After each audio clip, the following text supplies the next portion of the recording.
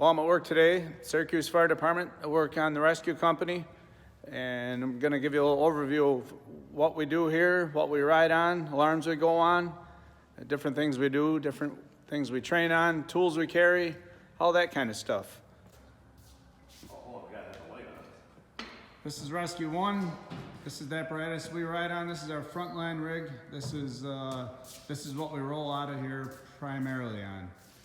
If we get an alarm for a structural collapse or some other type of alarm like a trench rescue or confined space, we might take that with us as well. But for the most part, there's 6 of us that work here. That's the apparatus we ride on. That's Rescue 1, and that's how we roll out. We all 6 of us on there. So what we do is we operate, there's 6 of us in the company working at all times. We operate with the driver, the officer, and 2 teams. Our driver, a very senior guy in the company, he has a huge responsibility of what he does at every alarm we go to, and we're going to talk a little bit about what he does. There you go. Yeah. Crazy. So this is Auggie Matt. He's our driver.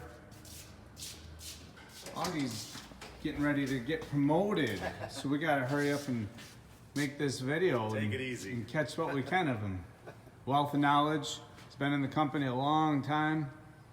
He's going to talk to us about what he does. We'll talk about fires first because that's probably one of the most interesting. So, like I said, we have 2 teams. We have a Team 1 and Team 2. We have an officer, and then we have Auggie, our driver. Well, first and foremost, I've got to get the guys there safe in one piece. We respond citywide, so anything in the city limits is ours. So I've got to know a lot of streets to start. So got to get them there in one piece. After that, the 2 teams go out. They're going to be doing their searches. First team searches the fire floor. Second team searches the floor above. They switch roles for conducting the secondary, where the other team did the primary, typically. My initial role, once I get there, is to start is the rapid intervention team, myself and the boss. So when you arrive at a fire, you're dressed just like that? Yep, I'm not a fan of driving with bunker pants. Never have been, so I dress just like this. And then when I get out, set the blocks, and I get dressed really quick. Air pack, at least a Halligan bar. We've got some tools and equipment that we need for RIT. All your gear right there. Yep. So you throw everything on. Where's your tank that you wear? My tank's in this little fella right here with my Halligan bar. And then based on the alarm, I may grab It's a little dark in there. a 6-foot steel hook and a rotary saw, depending on what the job is, but Yeah. typically... It's kind of dark. I don't know if they can see in there, but want to yank that out? Yep.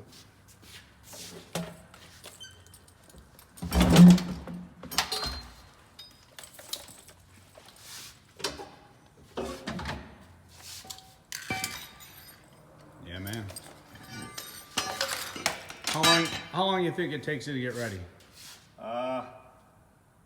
2 minutes or less. Yeah. Oh, not even. You're there fast. It feels like forever, but that's what I do. That's what I'm supposed to do. So I get dressed right away, and I grab our RIT equipment. We have a 2-to-1 rope bag.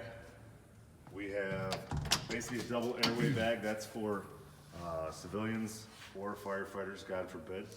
And then the boss actually brings a RIT pack, which is a 60-minute bottle with an extra face piece and regulator. And so while you're getting dressed, you're listening to the radio, trying to figure out what's going on with the fire, where we're going. Yep. And because my job is very unique. I'm kind of like a second set of eyes and ears for the boss. In our case, we have the captain on our shift. Truck 3, car 2, 135 Baker Boulevard. So my job is to listen to what's going on. In certain cases, my primary role to start is an outside function, so to speak, throwing ladders for egress. I might be pulling off window bars, boards on windows, 135 Baker Boulevard. stretch a 4th line if need be, all that stuff until our designated RIT company, which is typically an engine or a truck, until they arrive on scene. New psalm recorded the 3rd floor, west stairwell, smoke detector activation. Also now getting notice. My job primarily, after that RIT component, whether it's forcing doors, doing whatever, My job is to make sure the second team has a line with them, which is typically the floor above. I may be with that line, or I may just ensure that it gets there. It all depends on what I have to do. From there, I may secure utilities with the boss, or if there's, zero hazards, I may do it by myself under the direction of the boss. But I could also be helping stretch hand lines with companies, pulling ceilings, helping with searches, depending on the complexity. If it's a large area type event, I may help the search teams doing large area search. Did you mention forcible entry, like second means of egress, and rear doors and stuff like that? Because that's where I see you the most. Yep. That's probably one of the first places I see you at a fire. In making sure that that second team has a hand line with them above the fire. I'm usually making a second means of egress by forcing doors on the rear buildings. Typically residential, I'll just take my Halligan bar, maybe a hook if we've got a vacant board up. If we have commercial buildings, I'm probably gonna take a rotary saw, a 6-foot steel hook along with my Halligan bar. That way I can use mechanical advantage in a power saw to make entry by myself. Basically, I'm trying to keep the eyes and ears out for that second team and then support them in any way possible. I think that's probably what you focus on the most, is what the second team's doing. Yeah. I mean, of course, when Team 1 radios that they've got a victim somewhere, Yep. you're always right there, but it seems like on Team 1, we're always seeing you looking for us, and you're right there kind of catching up to us, making sure that we're in good shape. Yep, I'm very, my job has become very mission-based. It really doesn't matter what I do.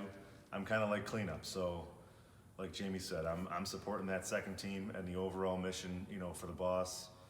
He's out front doing stuff, and the chiefs have his ear trying to get progress reports, especially when things kind of turn a little sideways, where are the team's at, what's their progress, are we making good headway or not. In some cases they get better progress reports in the engines because, an engine's got a hose line attached, with them. So they may not be getting places that the search guys are. So I help out the boss and the second team primarily at fires. Let's go inside. All right.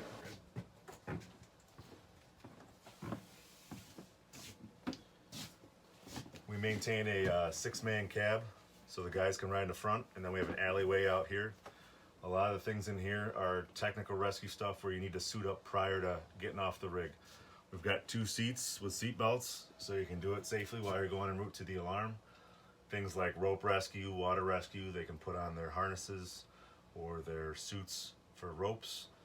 That's the stuff in here that we can put on our way to an alarm. If it's whatever the nature, if it was something in the water, or like he's saying, a high angle or something. More technical rescue We can stuff. get ready on our way there instead of arriving and having to get out, get the stuff out of a compartment and get dressed. So It's very handy, especially during the winter time. We're not really known for great weather here in Syracuse, so you get someone in the creek, January, February. In this case, May is cold. So the guys can suit up in here and they can be ready to get off, by the time we get to the alarm. So in the Syracuse Fire Department, all the different companies, whether it's an engine, truck, rescue, or the squad, we all wear a different color helmet that identifies us to one another, to the chiefs. When we're in a fire, it's pretty smoky. It's not like the movies. You can't see crap. And when you come across another white helmet, like that's what we wear. It's kind of unique to the Syracuse Fire Department that somebody other than a chief wears a white helmet. But the rescue company, we wear white helmets. The engine companies wear black, truck companies wear red, and the squad company wears yellow helmets. We wear white. I believe that is from silver, right, Auggie? Oh, we're going on a stuck elevator alarm right now, so.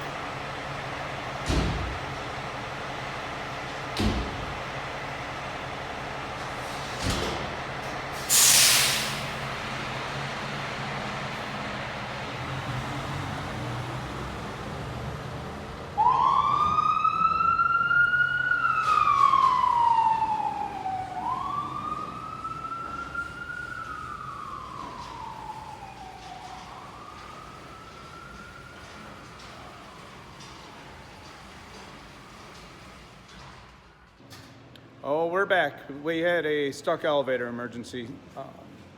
Somebody was stuck in the hospital, and that's what we went out on. So we're back now. We'll pick up where we left off. We were just talking about the helmet colors and stuff like that. Augie's kind of our historian, so we'll let him talk a little bit more about that. All right, back when the company was formed in 1952, like Jamie said, all the companies had different colors. Engines at the time had black, trucks had red. There was no squad company yet, and the Chiefs had white with white coats. So they gave the rescue company raw silver tin helmets. So the Carnes Senator fire helmets, the aluminum ones, that's what the guys had. They were raw silver finish, very distinct among the other companies around. When the city started buying composite helmets in the mid-70s, there wasn't a silver helmet out there offered. So a way to alleviate that is they bought white fire helmets. They started out with white modern style helmets, and then guys, some guys purchase their own if they want personal helmets, but we wear white helmets to differentiate us from chief officers in our department. The chief officers wear white helmets and white coats. Our helmets, they start out white. Over time, they kind of get a little bit darker with time, but that's what we're issued. Hey, there's Andrew. Hey, Andrew. Andrew really loves Ed Bassmaster. So there you have it, just a quick little overview of the rescue company. So hope you like this video, a short video. Give it a thumbs up, subscribe to our channel, and tap the bell to get notified when we put out new videos, and take care.